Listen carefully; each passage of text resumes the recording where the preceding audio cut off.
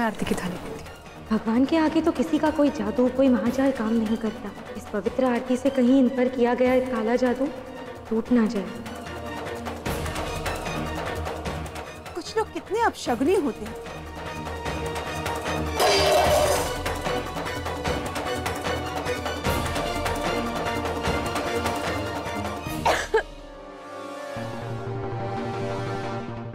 ये कैसी बदतमीजी है? क्या हुआ राजकुमारी, आप ऐसे भागकर क्यों आए? हमें धुएं से खांसी होती है। लेकिन वहाँ इतना धुआं तो था नहीं कि आपको मुंह छुपा कर आना पड़े। जब से आपके माता पिता आए हैं आप बड़ी परेशान सी लग रही हैं। युवराज,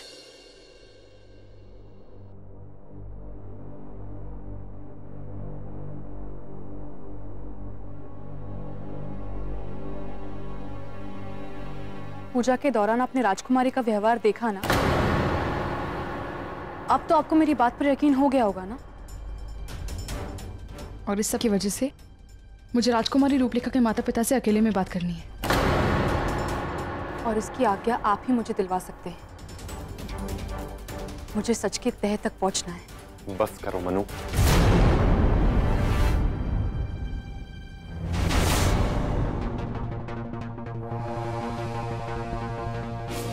युवराज आप ये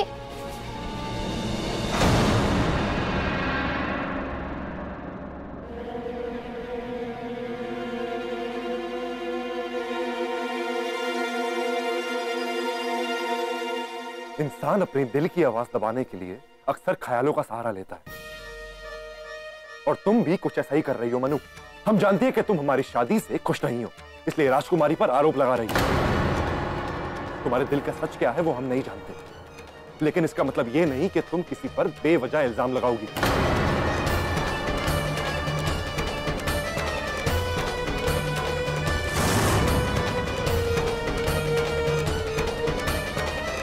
युवराज, आप मेरी बात समझ नहीं रहे हैं। और हम समझना भी नहीं चाहते मनु। बस समझने की जरूरत तो तुम्हें है कि तुम्हारा दिल तुमसे क्या कह रहा है। बस कीजिए। हमने तो तभी बस कर दिया था जब हमने तुमसे अपने सारे रिश्ते तोड़ दिए थे।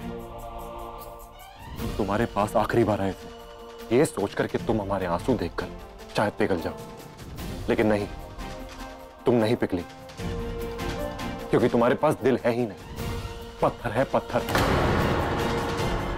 अब हम तुमसे तभी बात करेंगे जब तुम हमसे अपने प्यार का इकरार करो।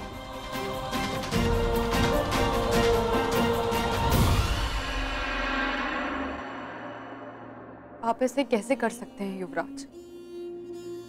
आपको अपने प्यार के अलावा और कुछ नहीं नजर आ रहा है।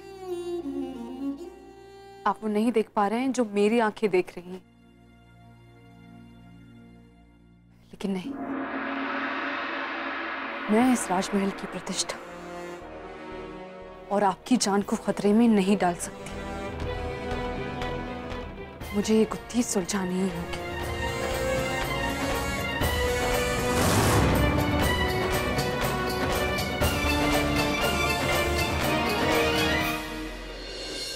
पंछी पिंजरे से उड़ने ही वाले थे कि हमने पंछियों को फिर से बंदी बना लिया।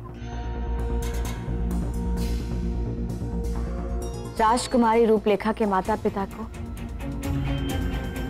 हमने अपने माया जाल में फिर से फंसा लिया।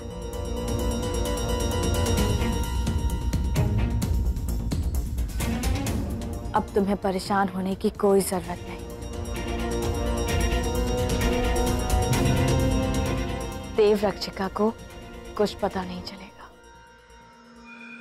भले ही उसे कुछ पता ना चला हो, पर उसे शक जरूर हो गया है। जितना हम इस देव रक्षिका को जानते हैं, वो शांति से बैठने वालों में से नहीं है। उसे दूसरों के मामलों में दखल अंदाजी करने की बहुत बुरी आदत है। वो जरूर असली रूपलेखा के माता पिता के बारे में सब जानने की कोशिश करेगी। वो ऐसा कुछ नहीं करेगी। हम जानते हैं कि बिगड़े घोड़े के मुंह में लगाम कैसे डालनी। आप ऐसा क्या करने वाली हैं? कुछ ऐसा जिससे देव रक्षिका तुम्हारे और माधव के बीच से हमेशा हमेशा के लिए हट जाएगी।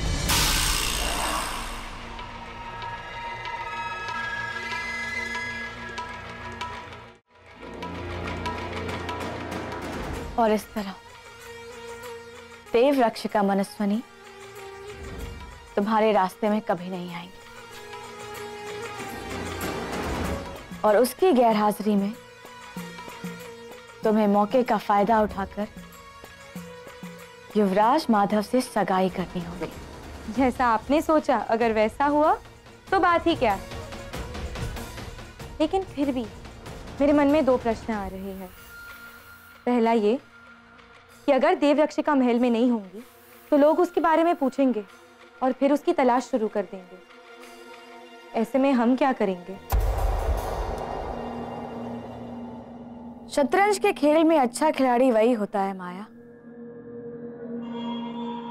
जो अपनी पहली चाल चलने से पहले अपनी दूसरी चाल के बारे में सोच लेता है। देव रक्षिका की अनुपस्थिति में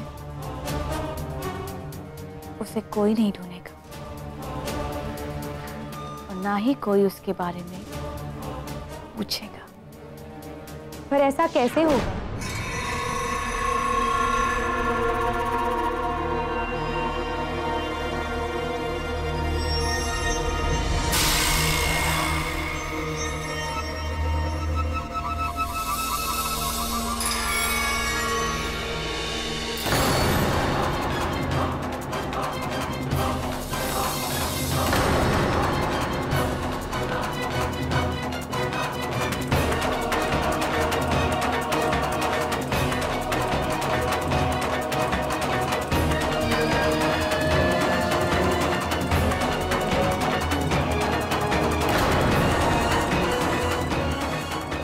ये आपने क्या कर दिया नागरानी?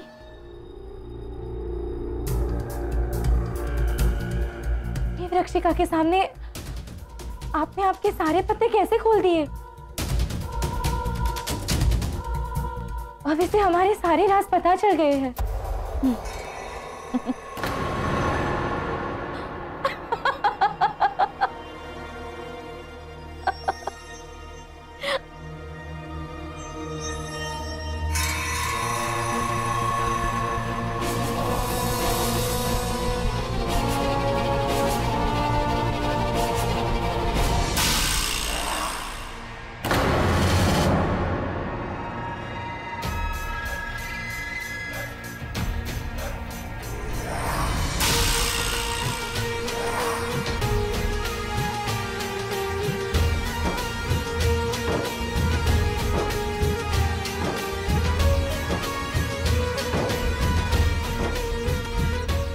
सब क्या हो रहा है? माया, ये वो भ्रमजाल है जिसे कोई नहीं तोड़ सकता।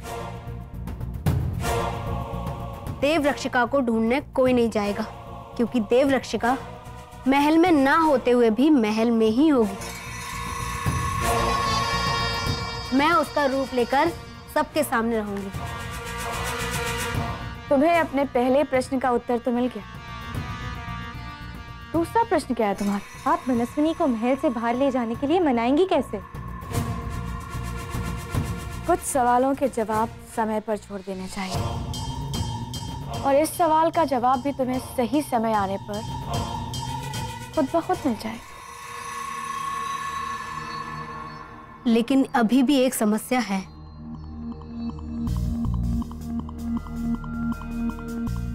वो क्या? गुरुजी, हमें उनकी लाश को ज्यादा देर तक यहाँ नहीं रखना होगा। हमें गुरुजी की लाश को वहां से हटाना होगा नागरानी। आप लोग गुरुजी की लाश को ठिकाने लगाने की तैयारी कीजिए, तब तक मैं महल जाकर युवराज को देखती हूँ। अपने होने वाले पति को इस तरह अकेले छोड़ना ठीक नहीं है।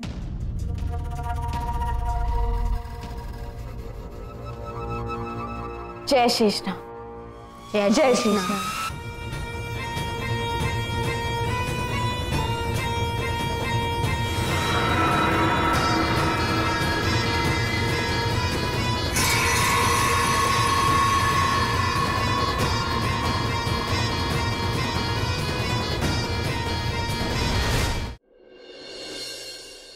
मनु को क्या लगता है कि हम उनके दिल का हाल नहीं जानते?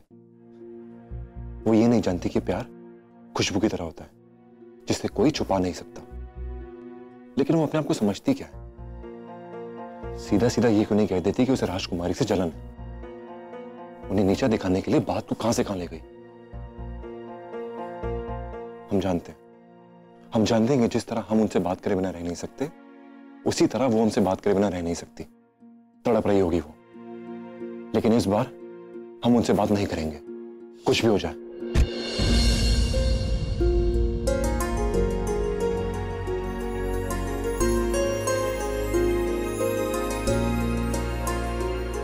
आप मुझसे नाराज है तो मुझसे बात मत कीजिए, लेकिन कम से कम खाना तो खा लीजिए।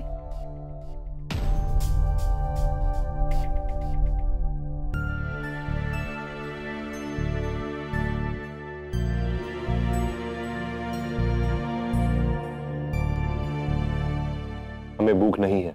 युवराज, अन्न भगवान का आशीर्वाद होता है। अन्न से नाराज होना भगवान को नाराज करने के बराबर है। हमने कहा ना आपसे, हमें भूख नहीं है। हम अपने फैसले बार बार नहीं बदलेंगे।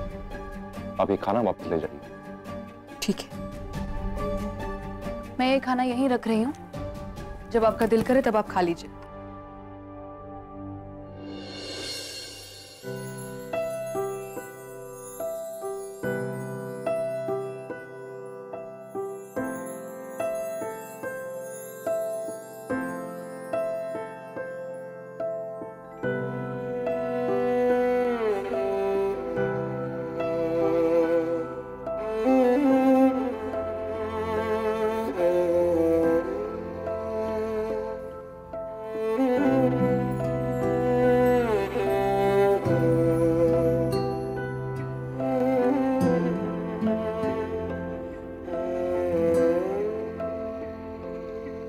पास आए दूरियां फिर भी कम ना हुई, एक अधूरी सी हमारी कहानी रही। आसमां को ज़मीन ये जरूरी नहीं, जा मिले जा मिले। इश्क सच्चा वही जिसको मिलती नहीं मंजिलें मंजिलें। देवरक्षिका,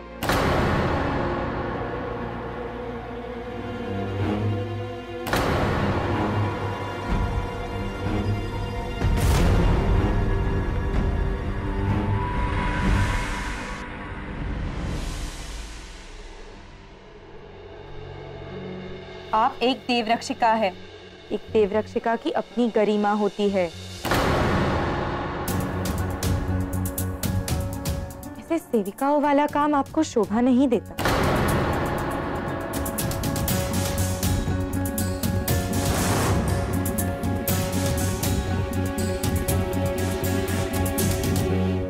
आप भी एक राजकुमारी है ना? आपने मेरे हाथ से ये खाने की थाली क्यों छीनी? हम नहीं भूले कि हम राजकुमारी हैं, पर शायद आप भूल गई है कि एक राजकुमारी होने के साथ साथ हम युवराज की होने वाली पत्नी भी है। पति का ध्यान रखना एक पत्नी का धर्म होता है और हक भी। अगर दासी होने का इतना ही शौक है तो हमें बता दीजिए, हम बड़ी रानी को बता देंगे। वो अपनी होने वाली बहू की बात नहीं टालेंगी।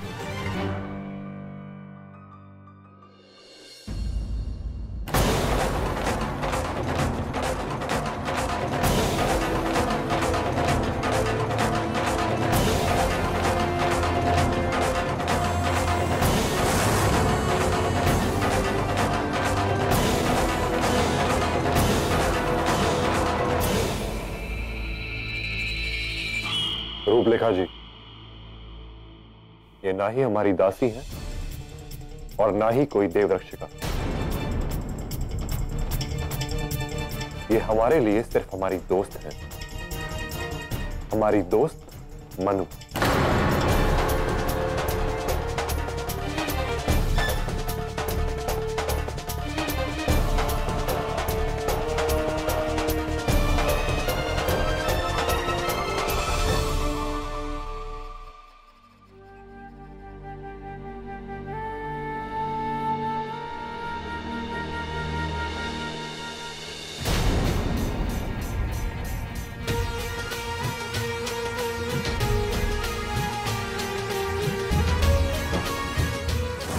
सुलेखा जी, ये ना ही हमारी दासी है और ना ही कोई देवरक्षक। ये हमारे लिए सिर्फ हमारी दोस्त है, हमारी दोस्त मनु।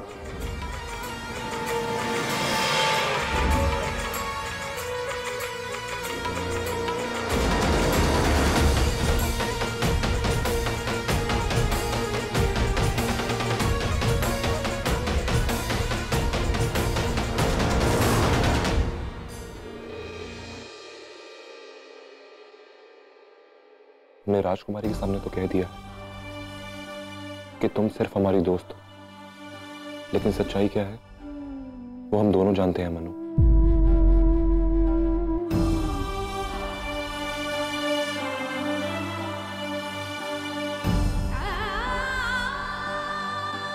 कह दो कि तुम हमसे प्यार करती हो।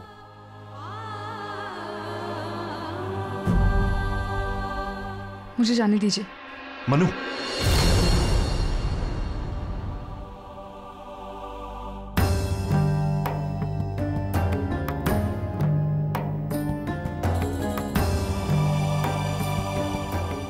तुम जाना चाहती हो तो जाओ, लेकिन याद रहे कल सुबह होने से पहले अगर तुमने अपने प्यार का इकरार नहीं किया तो हम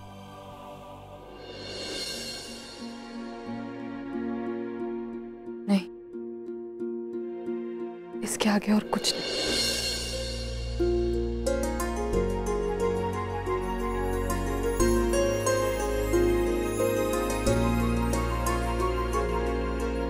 तुम्हारे पास कल सुबह तक का वक्त है।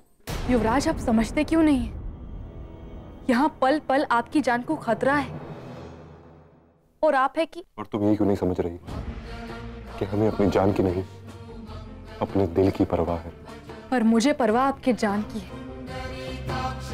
मैं आपकी जान बचाने के लिए कुछ भी कर सकती हूँ। और हम तुम्हारी जुबान से प्यार का इकरार कराने के लिए कुछ भी कर सकते हैं।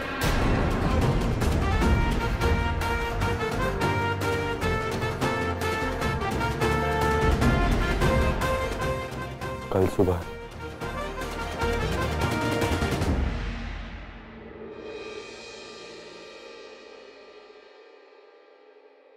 बिना आग के तो धुआं नहीं निकलता। अगर मेरे दिल को राजकुमारी रूपलेखा पर शक है तो वो बेबुनियाद नहीं हो सकता। मुझे राजकुमारी रूपलेखा के माता पिता के बारे में और जानना होगा। कुछ तो है जो कोहरे में छुपा हुआ है। कुछ तो है जो उनके साथ गलत हो रहा है, लेकिन क्या है? क्या हो सकता है? क्या मैं उनसे सीधा जाकर बात करूं? मुझे उनसे बात करनी चाहिए।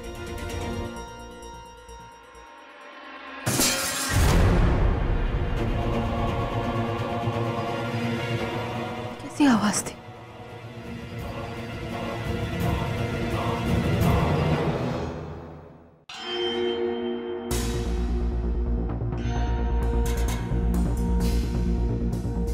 आज कुछ भी करके गुरुजी की लाश को महल के बाहर करना ही होगा।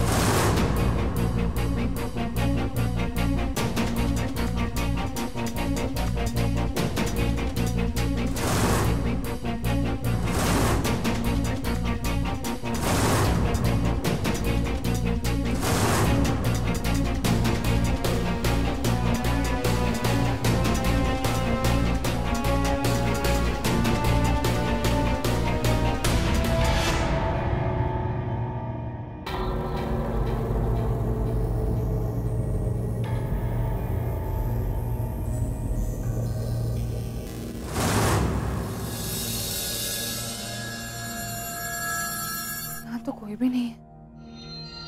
शायद मुझे भ्रम हुआ होगा।